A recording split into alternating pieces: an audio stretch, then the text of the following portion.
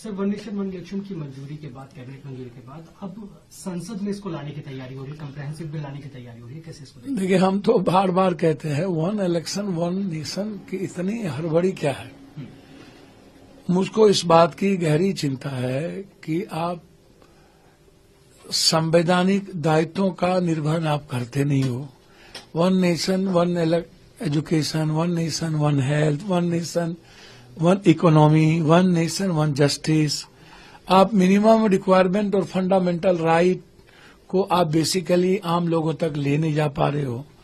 आप जिस बात को लेकर के चर्चा है वो ईवीएम है, उस पर आप वीवीपैट की पर जो सवाल खड़ा है उसको आप लाते नहीं हो। वीवीपैट जिससे डेमोक्रेसी खतरे में। दूसरी चीज, चुनाव को आप स्टेट गवर्नमेंट को दे दो या तो केंद्रीय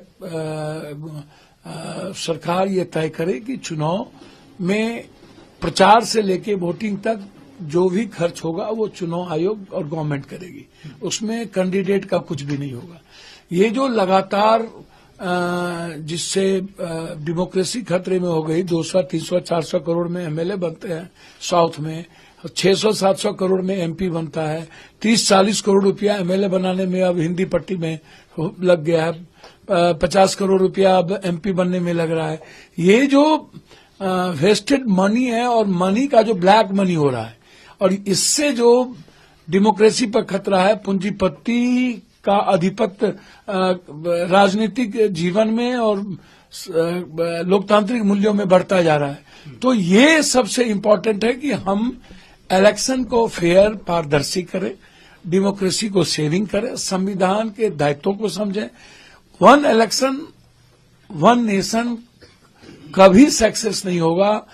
आप बीच में ही सरकार गिर गई या सरकार नहीं बनी, राष्ट्रपति शासन लग गया, फिर 6 महीने के बाद हमको सरकार बनानी पड़ गई, तो क्या आप 5 साल इंतजार करेंगे या फिर वो 6 महीना 5 साल के बाद होगा, या 2.5 साल में कोई गवर्नमेंट गिर गई तो क्या वो 2.5 साल फिर उसकी काउंटिंग 5 साल के अंदर होगी? तो ये आप कैसे करेंगे?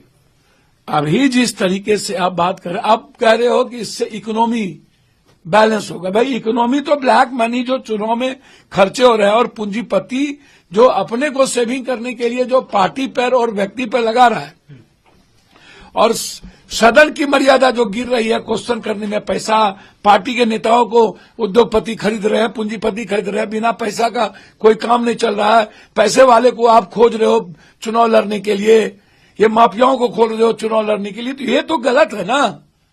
इससे तो कॉमन मैन जो है, वैचारिक आदमी है, जो वर्कर है, जो संघर्ष करता है, जो जमीन पर है, जो लोगों से मिलता है, उसकी तो वैल्यू खत्म हो रही है। ऊपर से आप सभी चीज को ला रहे हो। तो वन नेशन वन इलेक्शन, आप हर चीजों को बिल्कुल डाइवर्ट करने के लिए, तो आप संविधान का कल से बहस है, उसके बाद आप सदन में लाओगे तो आप सभी पार्टी इस पे सहमत होगी, इसमें कंप्लीट रूप से 2/3 बहुमत की जरूरत पड़ेगी।